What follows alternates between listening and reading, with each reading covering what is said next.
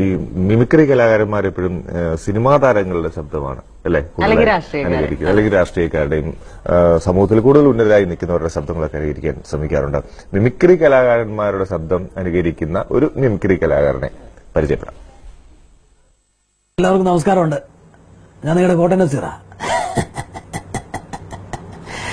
മലയാള mimicry വേദിയിൽ ഒരുപാട് നല്ല നല്ല താരങ്ങളുടെ ശബ്ദങ്ങൾ മിമിക്രി ആർട്ടിസ്റ്റുകൾ ചെയ്യാറുണ്ടല്ലേ? ചെയ്യാറുണ്ട്. പലപ്പോഴും നമ്മൾ ശ്രദ്ധിക്കുന്ന കാര്യമാണ്. ഇപ്പൊ ഉമ്മൻചാണ്ടി സാറ് ഈ ഒരു വേദിയിൽ വന്നിട്ട് സംസാരിക്കുകയാണെങ്കിൽ അദ്ദേഹത്തിന്റെ ഒരു പ്രത്യേക ടോൺ ഉണ്ടല്ലേ? അത് നമുക്ക് നോക്കാം. ഉമ്മൻചാണ്ടി സാർ ഈ ഒരു വേദിയിൽ വരികയാണെങ്കിൽ, എല്ലാവർക്കും നമസ്കാരം, ഞാനും എൻ്റെ ആളും 40 പേരും പൂമരം കൊണ്ട എന്നാ പറഞ്ഞ അത് തന്നെയല്ല ഞാൻ പറഞ്ഞത്, കപ്പലുണ്ടാക്കി. ശബ്ദ അനുകരണ കലയിലെ വേറിട്ട താരങ്ങളായ കോട്ടയം നസീർ, രമേശ് പിഷാരടി, അബി, നവാസ് തുടങ്ങി 20ഓളം താരങ്ങളുടെ ശബ്ദം അനുകരിക്കും ഈ കലാകാരൻ. കണ്ണൂർ തളിപ്പറമ്പ് പൂമംഗലം സ്വദേശി സമദ് 3 വർഷം മുമ്പാണ് അബുദാബിയിലെത്തിയത്. സിനിമാ താരങ്ങളുടെയും മിമിക്രി താരങ്ങളുടെയും മാധ്യമ പ്രവർത്തകരുടെയുമായി 35ഓളം ശബ്ദം അനുകരിക്കും ഈ കലാകാരൻ. റിയാലിറ്റി ഷോ വന്നത് മുതൽ ഈ ആളുകളൊക്കെ ദൈവങ്ങളെ കൂട്ടുപിടിക്കുകയാണ്. അയ്യപ്പനുണ്ട്, ശ്രീകൃഷ്ണനുണ്ട്, അൽഫോൺസാമ ഉണ്ട് എന്ന് വേണ്ട സകലമാന ദൈവങ്ങൾ ഇപ്പൊ വീട്ടിനകത്തെ ടിവിക്കകത്താണ്. അമ്പലത്തിലും പള്ളിയിലൊന്നും ഇപ്പൊ ആരും ഇല്ലാത്തൊരവസ്ഥ.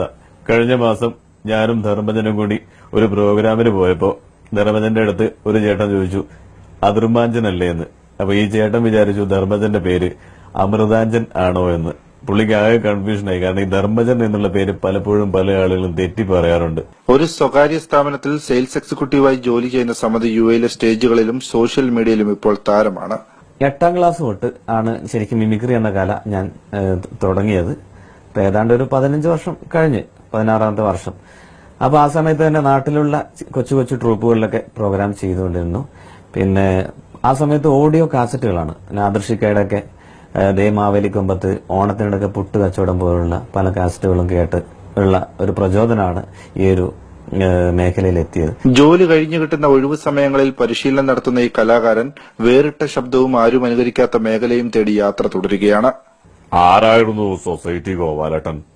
ജന്മിത്തം കുടികൊണ്ട് വാടിരുന്ന കാലത്ത് പാർട്ടിക്ക് വേണ്ടി സധൈര്യം പോരാടിയ മനുഷ്യൻ.